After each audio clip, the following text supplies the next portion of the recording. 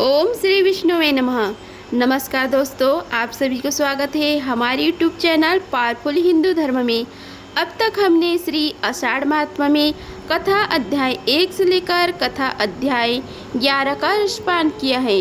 आज हम आप सभी को आषाढ़ महात्म्य में कथा अध्याय 12 का रसपान कराएंगे, जिसमें वर्णन है पितरों तथा श्राद्ध के विभिन्न अंगों का वर्णन। अगर आप सभी हमारे वीडियो को पहली बार देख रहे हैं तो वीडियो को लाइक कीजिए, चैनल को सब्सक्राइब कीजिए, बेल आइकन को प्रेस कीजिए, ऑल ऑप्शन पर क्लिक कीजिए ताकि आने वाली वीडियो के नोटिफिकेशन आप सभी को मिलती रहे। आइए रसपान कीजिए कथा अध्याय 12 का। भीष्म जी ने कहा, हे भगवान, अब मैं पितरों के उत्तम वंश का वर्णन सुनना चाहता हूँ। पुलस्त्य जी बोले, हे राजन, बड़े हर्ष की बात है। मैं तुम्हें आरंभ से ही पितरों के वंश का वर्णन सुनाता हूँ। सुनो, स्वर्ग में पितरों के 7 गण हैं। उनमें 3 तो मूर्ति रहित है और 4 मूर्तिमान। ये सब के सब अमित तेजस्वी है। इनमें जो मूर्ति रहित पितृगण हैं वे वैराग प्रजापति के संतान हैं, अतः वैराज नाम से प्रसिद्ध हैं। देवगण उनका यजन करते हैं। अब पितरों की लोक सृष्टि का वर्णन करता हूँ, श्रवण करो। सोमपत नाम से प्रसिद्ध कुछ लोक हैं, जहाँ कश्यप की पुत्र पितृगण निवास करते हैं। देवता लोग सदा उनका सम्मान किया करते हैं। अग्नि पितरों का श्राद्ध प्रचलित हुआ। श्राद्ध में उन सब के लिए चांदी की पात्र अथवा चांदी की युक्त पात्र का उपयोग होना चाहिए। स्वधा शब्द के उच्चारण पूर्वक पितरों के उद्देश्य से किया हुआ श्राद्ध दान पितरों को सर्वदा संतुष्ट करता है। विद्वान पुरुष को चाहिए कि वे अग्निहोत्री एवं सोमपाई ब्राह्मणों के द्वारा अग्नि में हवन कराकर पितरों को तृप्त करें। अग्नि के अभाव से ब्राह्मण के हाथ में अथवा जल में या शिवजी के स्थान के समीप पितरों के निमित्त दान करें। यही पितरों के लिए निर्मल स्थान है। पितृ का कार्य में दक्षिण दिशा उत्तम मानी गई है। यज्ञोपवीतों को अपसव्य अर्थात दाहिने कंधे पर करके किया हुआ तर्पण, तिल दान तथा स्वधा के उच्चारण पूर्वक किया हुआ श्राद्ध, ये सदा पितरों को तृप्त करते हैं। कुश, उड़द, साठी, धान का चावल, गाय का दूध, मधु, गाय का घी, सवा, अघनी का चावल, जौ, तिनका चावल, मूंग, गन्ना और सफ़ेद फूल, ये सब वस्तुएं पितरों को सदा प्रिय है। अब ऐसे पदार्थ बताता हूँ जो श्राद्ध में सर्वदा वर्जित है। मसूर, सन, मटर, राजमास, कुल्थी, कमल और बिल्वा, मदार, धतूरा, परिभद्रट, रूसक, भेड़, बकरी का दूध, कोदो, दरबरट, कैत, महुआ और अलसी, ये सब निषिद्ध हैं। अपनी उन्नति चाहने वाले पुरुष को श्राद्ध में इन वस्तुओं का उपयोग कभी नहीं करना चाहिए। जो भक्ति भाव से पितरों को प्रसन्न करता है उसे पितर भी संतुष्ट करते हैं। वे पुष्टि, आरोग्य, संतान एवं स्वर्ग प्रदान करते हैं। पितृ कार्य देव कार्य से भी बढ़कर है, अतः देवताओं को तृप्त करने पर पहले पितरों को ही संतुष्टि करना श्रेष्ठ माना गया है। कारण पितृगण शीघ्र ही प्रसन्न हो जाते हैं, सदा प्रिय वचन बोलते हैं, भक्तों पर प्रेम रखते हैं और उन्हें सुख देते हैं। पितर पर्वों के देवता हैं, अर्थात प्रत्येक पर्व पर पितरों का पूजन करना उचित है। हविष्यमान संज्ञक पितरों के अधिपति सूर्य देव ही श्राद्ध के देवता माने गए हैं। भीष्म जी ने कहा, ब्रह्मवेताओं में पुलस्त्य जी आपके मुँह से यह सारा विषय सुनकर मेरी इसमें बड़ी भक्ति हो गई है। अतः आप मुझे श्राद्ध का समय, उसकी विधि तथा श्राद्ध का स्वरूप बतलाइए। श्राद्ध में कैसे ब्राह्मणों को भोजन कराना चाहिए तथा किनको छोड़ना चाहिए। श्राद्ध में दिया हुआ अन्न पितरों के पास कैसे पहुंचता है, किस विधि से श्राद्ध करना उचित है और वह किस तरह उन पितरों को तृप्त करता है। पुलस्त जी बोले, हे राजन, अन्न और जल से अथवा दूध एवं फल मूल आदि से पितरों को संतुष्ट करते हुए प्रतिदिन श्राद्ध करना चाहिए। श्राद्ध 3 प्रकार का होता है, नित्य, नैमित्तिक और काम्य। पहले नित्य श्राद्ध का वर्णन करता हूँ। उसमें अधर्य और आवाहन की क्रिया नहीं होती, उसे अदैव समझना चाहिए। उसमें विश्व देवों का भाग नहीं दिया जाता। पूर्व के दिन जो श्राद्ध किया जाता है उसे परवर्ण कहते हैं। परवर्ण श्राद्ध में जो ब्राह्मण निमंत्रित करने योग्य है उनका वर्णन करता हूँ, श्रवण करो।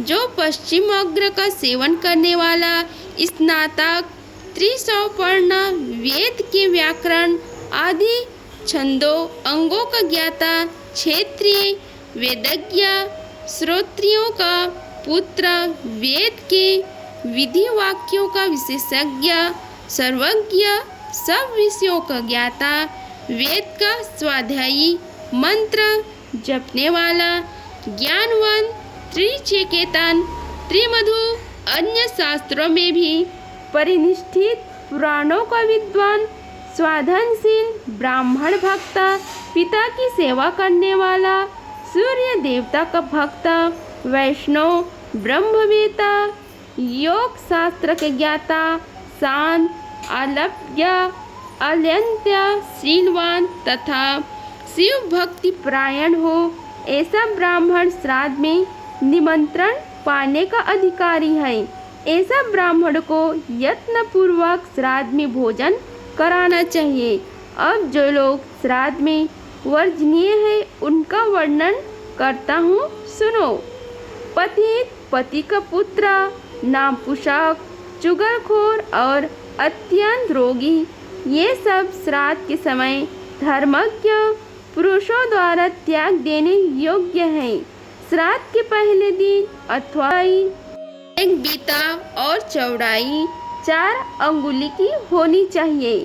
साथ ही खैर की 3 दवी कलछुल बनावे जो चिकनी हो तथा जिनमें चांदी का संसर्ग हो। उनकी लंबाई एक रत्न की और आकार हाथ के समान सुंदर होना चाहिए।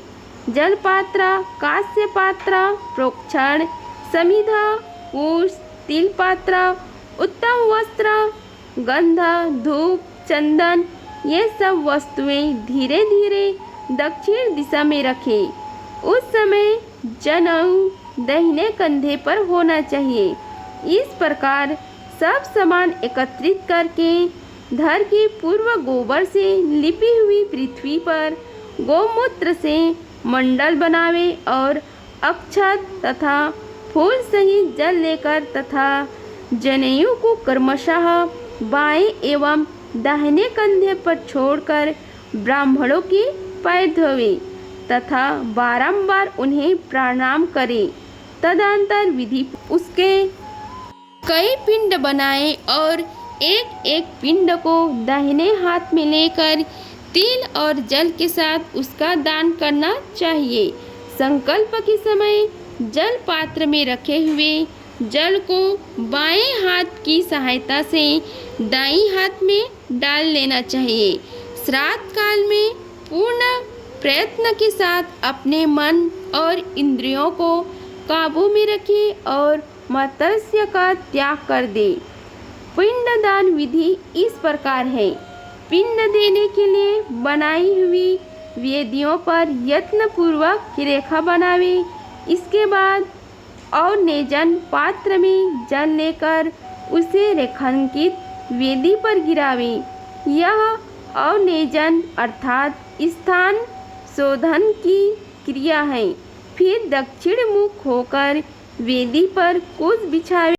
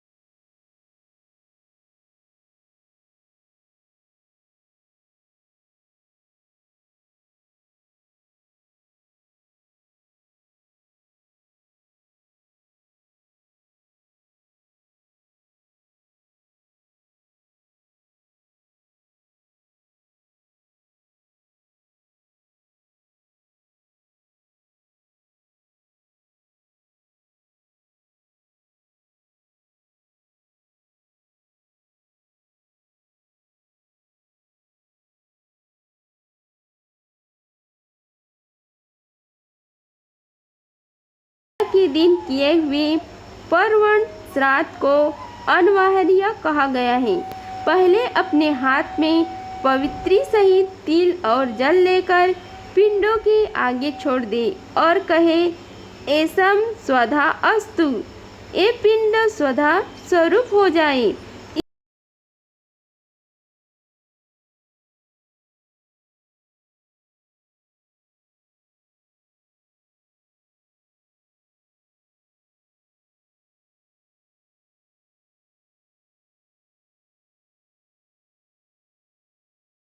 और फूलों से सजाकर यह दिव्य आपह इस मंत्रों को पढ़ते हुए विश्वदेव को अधर्य दे। इसके बाद उनकी पूजा करके गंध आदि निवेदन कर तृतीय पितृ श्राद्ध आरंभ करे। पहले पिता आदि के लिए कुश के 3 आसनों की कल्पना करके फिर 3 अघर्य पात्र को पूजन करे। उन्हें पुष्प आदि से सजावे। प्रत्येक आधर्य पात्र को कुश की पवित्री से युक्त करके सत्रो देवी अर्भिष्ट्याम इस मंत्र से सब में जल छोड़े। फिर तेलो असी सोम देवत्योस्य इस मंत्र से तिल छोड़कर बिना मंत्र ही चंदन और पुष्प आदि भी छोड़े। अधर्य पात्र पीपल आदि की लकड़ी का पत्ते का या चंदन का बनावे अथवा समुद्र से निकले हुए शंख आदि से अघर्य पात्र का काम ले। सोने चांदी और तांबे का पात्र पितरों को अभीष्ट होता है। चांदी की तो चर्चा सुनकर भी पितर प्रसन्न हो जाते हैं। चांदी का दर्शन अथवा चांदी का दान उन्हें प्रिय है। यदि चांदी की बनी हुई अथवा चांदी से युक्त पात्र में जल भी रखकर पितरों को श्रद्धा पूर्वक दिया जाए तो वह अक्षय हो जाता है। इसलिए पितरों के पिंडों पर अधर्य चढ़ाने के लिए चांदी का ही पात्र उत्तम माना गया है। चांदी भगवान श्री शंकर के नेत्र से प्रकट हुई है, इसलिए वह पितरों को अधिक प्रिय है। इस प्रकार उपयुक्त वस्तुओं में से जो सुलभ हो उसके अधर्य पात्र बनाकर उन्हें ऊपर बताए अनुसार जल तिल और गंध पुष्प आदि से सुसज्जित करें। तत्पश्चात यह दिव्य आप इस मंत्र को पढ़कर पिता के नाम और गोत्र आदि का उच्चारण करके अपने हाथ में कुश ले ले। फिर इस प्रकार कहे पितृन अवश्यामि पितरों का आह्वान करूँगा। तब निमंत्रण में आए हुए ब्राह्मण तथा अस्तु कहकर श्राद्ध कर्ता को आवाहन के लिए आज्ञा प्रदान करें। इस प्रकार ब्राह्मणों की अनुमति लेकर उस शांतस्त्व निधिमहि अग्निस्तुनः पितरः इन 2 ऋचाओं का पाठ करते हुए वह पितरों का आवाहन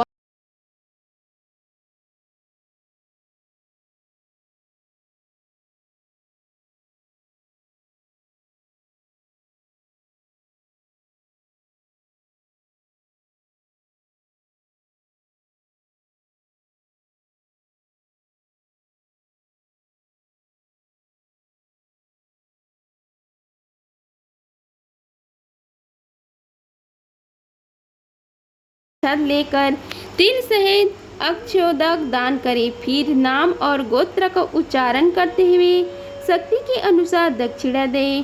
गौ, भूमि, सोना, वस्त्र और अच्छे अच्छे बिछौने दें। कृष्णता छोड़कर पितरों की प्रसन्नता का संपादन में माता महा आदि की पूजा होती है।